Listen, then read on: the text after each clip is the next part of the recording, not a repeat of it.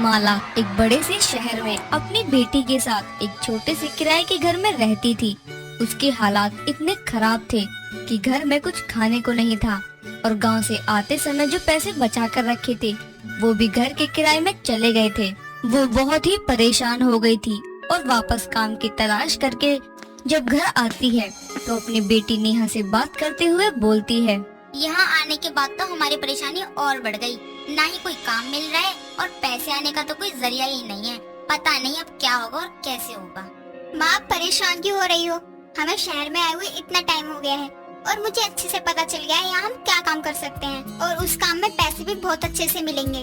मैं इतने समय से देख रही हूँ कि कोई काम मिल जाए, अभी तक मुझे नहीं पता चला, लेकिन तुझे पता चल गया। बता जरा कैसा काम है, मैं भी तो देखूँ कौन सा काम है जिससे पैसे आ सकते हैं अच्छे खासे। माँ, यहाँ शहर में लोगों को मोमोज खाना बहुत पसंद है और मुझे सब पता है मोमोज कैसे बनते हैं और उसकी चटनी का ये हम लोग आराम से बना सकते हैं। लोगों को भी बहुत पसंद आएगा। वो तो ठीक है, लेकिन इसके लिए सामान भी तो होना चाहिए ना। सामान क्या क्या लगता है ये तो बता। कहीं सामान ही इतना महंगा हुआ कि हम ले ना पाए तो फिर क्या फायदा होगा। माँ, ये मैदे से बनता है। मैदा तो ला नहीं सकते वैसे, हम तो फिर क्या कर सकते हैं। आप लेकिन मेरी बात मानो, अगर हम मोमोज का काम शुरू करेंगे तो सच में बहुत अच्छा रहेगा। हाँ, अच्छा ये बता, मैदे की जगह हम ये आटे से नहीं बना सकते? क्योंकि आटा इस्तेमाल करेंगे तो वो सेहत के लिए भी अच्छा होगा। तो क्या पता लोगों को नए तरीके से पसंद आए। हाँ, ये सही बोल रही हो आप। हम ये जरूर कर सकते हैं, लेकिन एक और परेशानी है। हम मोमोज बेचेंगे कहाँ? हमें अपने मोमोज का ठेला ऐसी जगह लगाना चाहिए जहाँ लोग आते जाते रहते हैं। ये हमारे लिए और अच्छा होगा। हम वहाँ क्यों नहीं लगाते जहाँ मैं पहले काम करने गई थी? बहुत बड़ी कंपनियाँ वो तो बोल भी रहे थे कि मेरे लायक कोई काम नहीं है, लेकिन मुझे कोई मदद चाहिए हो तो वो कर सकते हैं। मैं उनसे ये पूछ सकती हूँ ना कि हम उनकी कंपनी के बाहर ठेला लगा सकते हैं। हाँ, और ऐसी जगह पर लगाएंगे लोग तो वैसे भी आना शुरू कर ही देंगे। चलो काम तो मिल गया है, लेकिन अब बस भगवान एक और मेहरबानी कर दे कि हमारा काम अच्छे से चलने लग जाए, ताकि हमारी गरीबी के कुछ हालात सुधर जाए। हाँ, सब ठीक हो जाएगा। आप बस परेशान मत रहो और हिम्मत के साथ इस मोमोज के ठेले पर ध्यान दो। हमारा मोमोज के ठेले का नाम भी यही होगा, आटे के सेहत भरे मोमोज। हाँ, बहुत ही अच्छा नाम है ये। दोनों माँ बेटी मिलकर काम तो सोच लेते हैं और दोनों मिलकर मोमोज बनाना भी शुरू कर देते हैं। और माला जाकर मोमोज का ठेला लगाने की बात करके परमिशन भी ले लेती है और फिर दोनों माँ बेटी वहाँ जाकर मोमोज बेचने लग जाते हैं। लेकिन आटे वाले मोमोज कोई लेना पसंद नहीं करता है, इसलिए उनका मोमोज बेचने का पहला दिन था और एक भी मोमोज ना बिकने की वजह से दोनों उदास होकर घर आ जाते हैं। और आने के बाद नेहा माला से बोलती है, माँ, मुझे माफ कर दो। हमने इतनी मेहनत से काम शुरू किया है, लेकिन कोई फायदा नहीं हुआ और आपने जो थोड़े पैसे बचा रखे थे वो भी खत्म हो गए।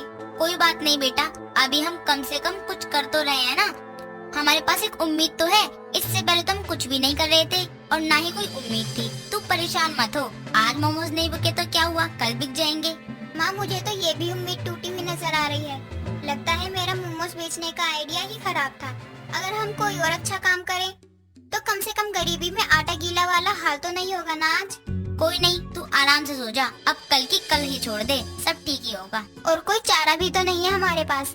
एक तो गरीबी का बोझ, ऊपर से जो काम शुरू करा हमने वो भी नहीं चल रहा हमारा। बुरा तो लगेगा ना माँ मुझे। पता है अब तो कुछ बोलोगे ही नहीं, लेकिन मुझे तो ये पता है कि आप बहुत परेशान हो। दोनों परेशान तो होते ही हैं, लेकिन परेशानी में भी हिम्मत नहीं हारते और अगले दिन फिर मोमोज बेचने चले जाते हैं। लेकिन वही होता है, ऐसा करते करते दिन निकलते रहते हैं। उनके हालात में कोई सुधार नहीं आता है। कुछ दिनों के बाद उनके मोमोज के ठेले पर परम और सुमन आते हैं और वहाँ आकर माला से बोलते हैं, एक प्लेट मोमोज लगा दो। और हाँ, यह आप आटे के मोमोज बनाते हो? आज से पहले मैंने कभी नहीं खाए। जी हाँ, आटे के मोमोज बनाए जाते हैं, आपको बहुत अच्छे लगेंगे। आप रुकिए, मैं आपके लिए अभी लाती हूँ। हाँ हाँ, कोई बात नहीं, आराम से ले जाओ, हम यही हैं। माला दोनों के लिए मोमोज लगा देती है और दोनों जैसे ही मोमोज खाते हैं तो दोनों को मोमोज इतने ज्यादा अच्छे लगते हैं। तभी सुमन बोलती है, वाह, कितने अच्छे हैं ये। ऐसा लग ही नहीं रहा है मैं हेल्दी मोमोज खा रही हूँ। आटे के मोमोज कितने सही लग रहे हैं ना परम। हाँ, सच में बहुत टेस्टी है। और आपने ये मोमोज के साथ जो चटनी दी है ना, हरी वाली चटनी, आए हाय, मजा आ गया। ये ठेला पहले नहीं था, अभी लगाया क्या आपने? जी, इस इस ठेले को लगाए हुए 1 महीना हो गया है, लेकिन लोगों को बड़ी बड़ी दुकान के मोमोज ही अच्छे लगते हैं। तभी तो यहाँ के मोमोज शायद कोई खाना पसंद नहीं करता है, लेकिन आपको पसंद आए हमारे मोमोज, हमें बहुत अच्छा लगा। अरे कैसी बात कर रही हो आप? आपके मोमोज अच्छे हैं तभी तो हम तारीफ कर रहे हैं। और मैदा पेट में जम ही जाता है, कम से कम आटे वाले मोमोज शरीर के लिए भी अच्छे रहेंगे ना। वैसे एक और प्लेट लगा दो, क्योंकि ना ही मेरा पेट भरा है आपके इन मोमोज से और ना ही मेरा मन। आपको इस ठेले को और बड़ा करना चाहिए, बड़ा होगा तो लोग भी ज्यादा आ पाएंगे यहाँ पे। सब साथ बात ही कर रहे होते हैं कि इतने में नेहा भी वहाँ आ जाती है और अपने ठेले पर उन लोगों को मोमोज खाते देख बोलती है, आपको हमारे खास आटे वाले मोमोज पसंद तो आए ना? हम माँ बेटी ने खुद बनाया है। जी बिल्कुल, हमें आपके मोमोज भी अच्छे लगे, तभी तो और खाने के लिए बोल रहे हैं हम। हमारी बात मानो तो इस ठेले को बड़ी सी दुकान में बदल दो, और भी फायदा होगा आपका। मैडम जी, हमारा तो इस आटे के मोमो से ही कुछ फायदा नहीं हो रहा है, अब दुकान खोलेंगे तो क्या ही हो जाएगा, हमारा तो सब इस ठेले में ही लग गया। कोई बात नहीं, आज एक ग्राहक आया है ना, तो कल 4 और ग्राहक आ जाएंगे। दोनों मोमोज खाकर वहाँ से चले जाते हैं। अब माला के ठेले पर 1-2 ही सही, लेकिन लोग आने लगे थे। लेकिन इतने में होता भी क्या, उनकी गरीबी तो वहीं की वहीं थी। कई दिन निकल जाते हैं, मोमोज बेचने से उनका बस इतना हो रहा था कि और मोमोज के पैसे निकल जाते थे, और दोनों माँ बेटी को 2 टाइम का खाना मिल जा रहा था। इसलिए दोनों अब मोमोज को और अच्छा बनाने में लग जाते हैं और ज्यादा मेहनत करते हैं। कुछ समय बाद उनके ठेले पर परम आता है और बोलता है, नमस्ते, मैं आपके ठेले पे आया था, याद है ना? जी जरा 1 प्लेट मोमोज लगा दो, और मेरी बात ध्यान से सुनो। क्या हुआ? आप ऐसे गंभीर होकर क्यों बोल रहे हो? कोई गलती तो नहीं हुई है ना हमसे? देखिए, हम गरीब हैं, बहुत मुश्किल से हमारा घर चल रहा है, और अगर आपको कोई परेशानी है तो बात करके खत्म करना, बस हमारा ठेला बंद करने की बात मत करना। अरे आप घबरा क्यों रहे हैं? मैं आपकी मदद के लिए आया हूँ। आप लोग थोड़ा शांत हो जाओ पहले। मदद? कैसी मदद करना आए हो आप हमारी? देखिए, मेरे पापा का एक बड़ा सा होटल है, तो वहाँ लोगों की बहुत ज्यादा डिमांड होती है कि वो मोमोज खाएं। तो पापा और मैंने मिलकर ये सोचा है कि लोगों को हेल्दी मोमोज खिलाएं, आटे वाले, वो भी आपके बनाए हुए, इसलिए मैं यहाँ आया हूँ। आप सच बोल रहे हैं ना? कहीं कोई मजाक तो नहीं कर रहे हो? नहीं, बिल्कुल नहीं। देखो, हमें भी तो वैसे कोई चाहिए ही था, बढ़िया सा मोमोज बनाने वाला, और आपको भी 4 पैसे आ जाएंगे तो आपको भी तो अच्छा लगेगा ना। तो बताओ, आप हमारे लिए मोमोज बनाओगे? नेकी और पूछ पूछ, हम तैयार हैं। हम मोमोज वाले गरीब लोग, आपने हमारी सच में बहुत बड़ी मदद की है। जी मैंने कुछ नहीं किया, आपके मोमोज अच्छे लगे तभी मैं यहाँ आया हूँ। परम उन दोनों के लिए जैसे अंधेरे में एक दिया था। दोनों का मोमोज का ठेला, जो बहुत मुश्किल से चल रहा था, वो अब बढ़ गया था, और वो दोनों परम के होटल के लिए मोमोज बनाने लगी थी। और इसी तरह काम करते करते दोनों की जिंदगी में भी सुधार आने लगते हैं। सुबह के 4 बजे खटखट की आवाज से मंजू की नींद खुल जाती है। तभी वो उबासी लेती हुई किचन की तरफ जाती है, तो देखती है कि कोमल किचन में बर्तन धो रही है। तभी वो बोलती है, अरे ओ मजदूर, ये कौन सा समय है मजदूरी करने का?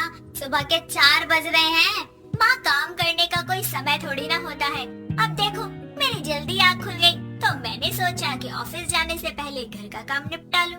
माना तुझे काम करना अच्छा लगता है, लेकिन अपने काम की खटर पटर में तू मेरी नींद क्यों उड़ा रही है? छोड़ दे ये सब, मैं खुद कर लूंगी। क्या माँ, मेरे होते हुए आप काम करेंगी? मैं कर रही हूँ ना, जाओ आप सो जाओ, मैं सब कर लूंगी। तुझसे तो कुछ कहना मतलब भैंस के आगे बीन बचाना है। मुझे क्या, लगी रह। इतना कहकर मंजू वापस सोने चली जाती है। कोमल एक बहुत ही समझदार और सुशील लड़की थी, साथ ही उसे हमेशा घर के काम करते रहने की आदत थी। एक दिन मंजू बाजार से सामान लेकर लौटती है, तो देखती है कि कोमल सोफे पर बैठी सब्जियां काट रही है। तभी मंजू बोलती है, अरे तू ऑफिस से कब आई, और ये क्या आते ही सब्जियां काटने लग गई? काम करते करते थकती नहीं क्या? ओहो माँ, मुझे ऑफिस से आए पूरे 15 मिनट हो गए हैं। खाली बैठे मेरे हाथों में खुजली सी हो रही थी, तो बस सब्जी और चाकू लेकर बैठ गई। अरे कुछ देर टीवी ही देख लेती ना। तेरे चक्कर में मैं तो पूरी आलसी ही होती जा रही हूँ। ससुराल में जाकर तू तो अपनी सास को ऐसे ही निकम्मा बना देगी। नहीं माँ, आपकी बातों की सुई बिना घूम फिर के बस मेरी शादी पर ही आ अटकती है। और क्या, चल काट दी ना सब्जी, अब खाना बनाने का कष्ट मुझे करने दे। ठीक है, मैं छत से कपड़े लाकर प्रेस कर लेती हूँ तब तक। हाँ हाँ, जा मेरी मजदूर बेटी जा। और सुन, ज्यादा काम करने के चक्कर में कहीं पड़ोसी की छत से जाकर भी कपड़े मत उतार लाइयो। जिसके बाद कोमल छत पर जाने लगती है। समय बीतता है और एक दिन शैलजा देवी अपने बेटे अंकित के लिए उसका रिश्ता लेकर उसके घर आती है। तो देखती है तो कोमल झाड़ू पकड़े, बिखरे से बालों में कमर में दुपट्टा बांधे जाले साफ कर रही है। तभी शैलजा कोमल से बोलती है, ये मंजू बहन का ही घर है ना? जी जी, पर आप लोग कौन है? मैं यहाँ रिश्ते की बात करने आई हूँ। अपने बेटे के लिए उनकी बेटी कोमल को देखने आई हूँ। क्या? इतना कहकर वो अपना मुंह छुपाते हुए उनकी तरफ पीठ करके खड़ी हो जाती है। तभी पूजा की थाली लिए मंजू वहाँ आती है और कोमल को शैलजा के सामने ऐसी बेहाल हालत में पीठ दिखाए खड़े देखकर तुरंत उसे इशारा करके अंदर जाने को कहती है और मेहमानों को चाय नाश्ता देकर गुस्से में बोलती है, अरे ओ नालायक, तुझे कहा था ना मैंने कि तुझे देखने लड़के वाले आएंगे, अच्छी तरह तैयार रहियो। पर नहीं, तुझे तो आज भी झाड़ू माई बनकर जाले उतारने थे। माँ, मेरी क्या गलती है? मैंने सोचा मेहमानों के आने से पहले साफ सफाई कर देती हूँ। चुप, एकदम चुप। अब अपनी इस छपरी से हुलियों को बदल और जाकर कुछ ढंग का पहन कर आ। इतना कहकर वो कमरे से बाहर चली जाती है। कुछ देर बाद कोमल सजी सवरी बाहर आती है और मंजू बोलती है, लीजिए बहन जी, ये है जिसे देखने आप यहाँ आए, मेरी बेटी कोमल।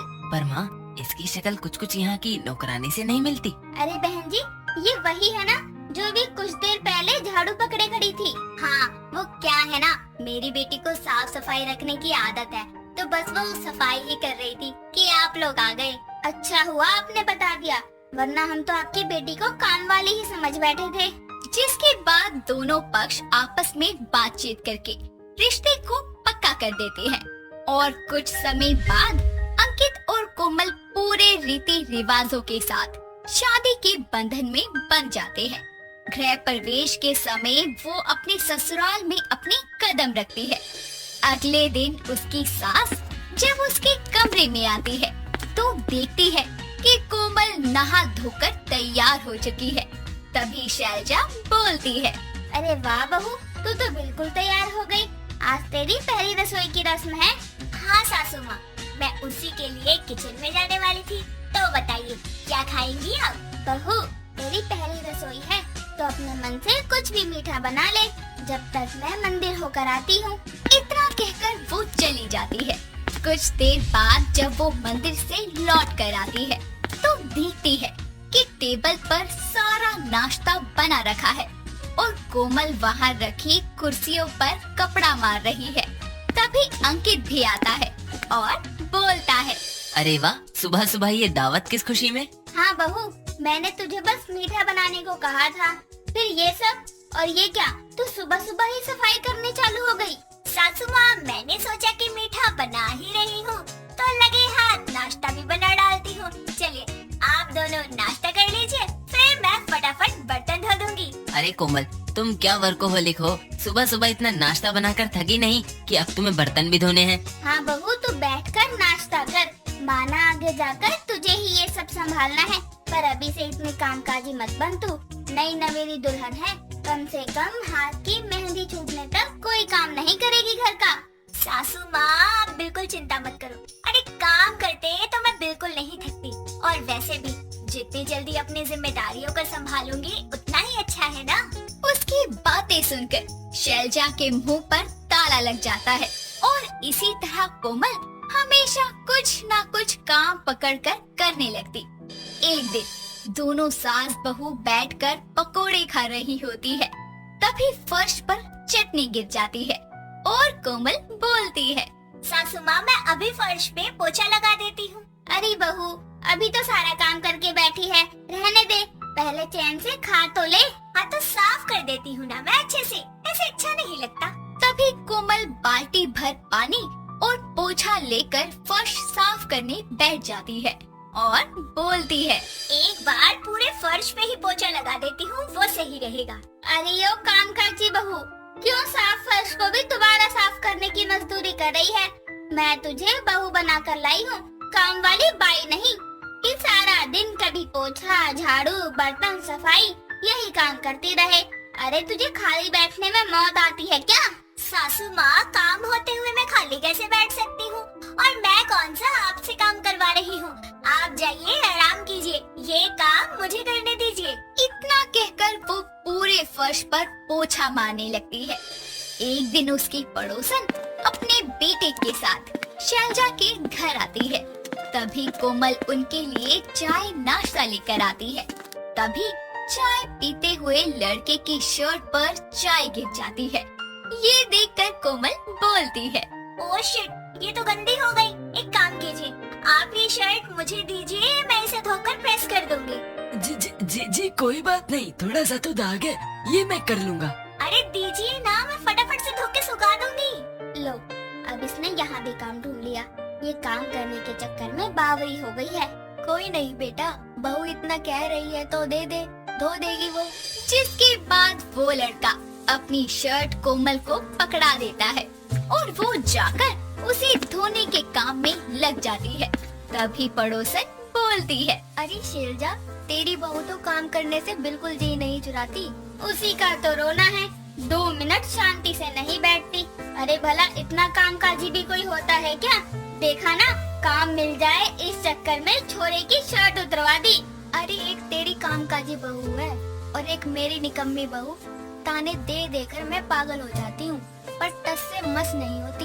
अच्छा मैं चलती हूँ, शर्ट धुल जाए तो भिजवा दियो। जिसके बाद दोनों वहाँ से चले जाते हैं। समय बीतता है। कोमल अपनी सास को अपने माँ बनने की खुशखबरी देती है। जिसके बाद शैलजा उसे हर वक्त काम ना करने की सख्त हिदायत देती है। ऐसे ही एक दिन जब कोमल बोर होकर हॉल में टहल रही होती है, तभी दरवाजे पर रखी पानी से भरी बाल्टी को साइड करने के लिए वो उसे उठाने ही वाली होती है कि तभी वहाँ अंकित आता है और उसे पीछे करते हुए बोलता है, अरे पागल हो क्या? माँ ने ऐसे में भारी चीजें और झुकने के लिए साफ मना किया है ना, तुम मानती क्यों नहीं हो? मैं तो बस बाल्टी साइड कर रही थी। बस बहू, अब तो समझ जा कि इस हालत में हमेशा तो काम नहीं कर सकती, और ये मैं तेरी और तेरे बच्चे की भलाई के लिए ही कह रही हूँ। ठीक है सासू माँ, आज से मैं 1 ग्लास पानी पीने का काम भी खुद से नहीं करूँगी। अब खुश? आज से सारा काम काज आप ही करना। उसकी इस बात पर दोनों हंसने लगते हैं। कुछ समय के लिए शैलजा की कामकाजी बहू का काम करना बंद हो जाता है। दोस्तों, अगर आपको ये कहानी पसंद आई तो इसे लाइक करें, शेयर करें और कमेंट करके बताएं कि कहानी में आपको सबसे अच्छा क्या लगा।